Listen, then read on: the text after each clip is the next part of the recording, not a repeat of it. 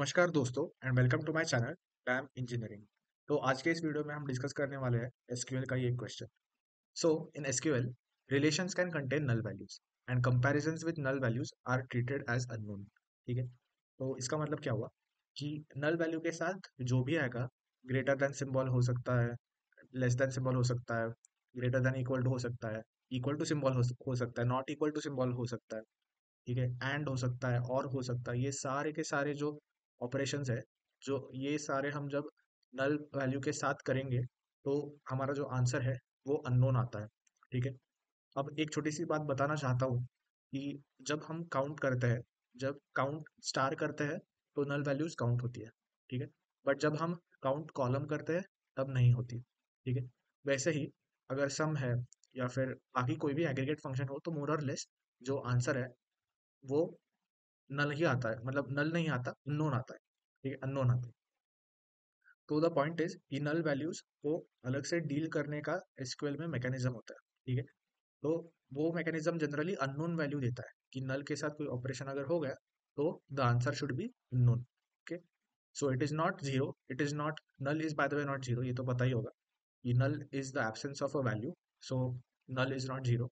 ठीक है, but the thing is कि अब यहाँ पे हमें गिवन क्या है कि suppose all comparisons with a null value are treated as false.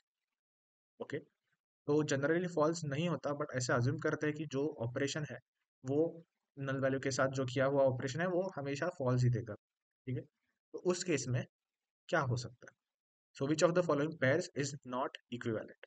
Okay, तो हमें बस क्या करना है, जहाँ पे भी नल वैल्यू है, ठीक है, वहां पे हमें देखना है कि कोई ऑपरेटर यूज हुआ है या नहीं, और वो जो ऑपरेटर है वो हमेशा हमें पता है कि फॉल्स देगा।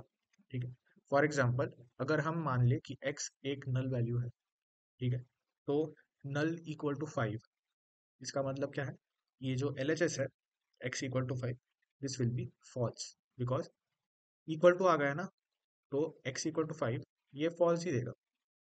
ठीक है, x equal to 5 will give us false. Similarly यहाँ पे भी x इक्वल टू 5 फॉल्स देगा। तो what is not of false?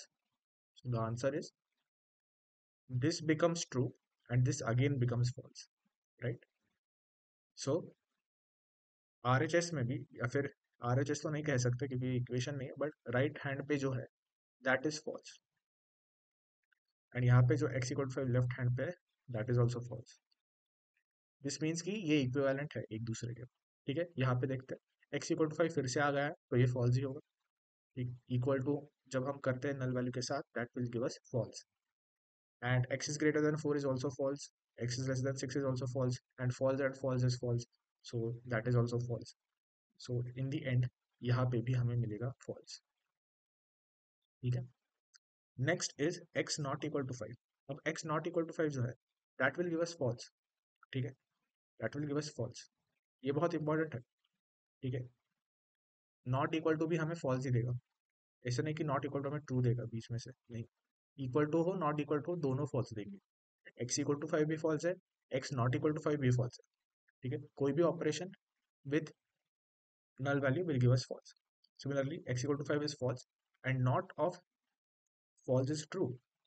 तो उस केस में ये हमें ट्रू देगा। अब यहाँ पे मिसमैच है। ठीक है, ध्यान से अगर देखा जाए, अगर हम नॉर्मल रीड करें इसे, तो x इक्वल टू 5 का not is x not equal to 5 जो लेफ्ट हैंड साइड पे है विच इज इक्विवेलेंट। तो नॉर्मल लॉजिक के हिसाब से ये जो है ये इक्विवेलेंट है। ठीक है, बट हम अभी नल वैल्यू का एक अलग लॉजिक यूज कर रहे हैं, तो उस वजह से x not equal to 5 is false, not of x equal to 5 is false का नॉट विच इज ट्रू। अब ये इक्विवेलेंट नहीं है तो ये मैच नहीं कर रहा, so this is our answer. और लास्ट ऑप्शन था anyways none of the above, तो वो तो ऑप्शन नहीं है। ठीक है, so this was the answer to the question. Thank you.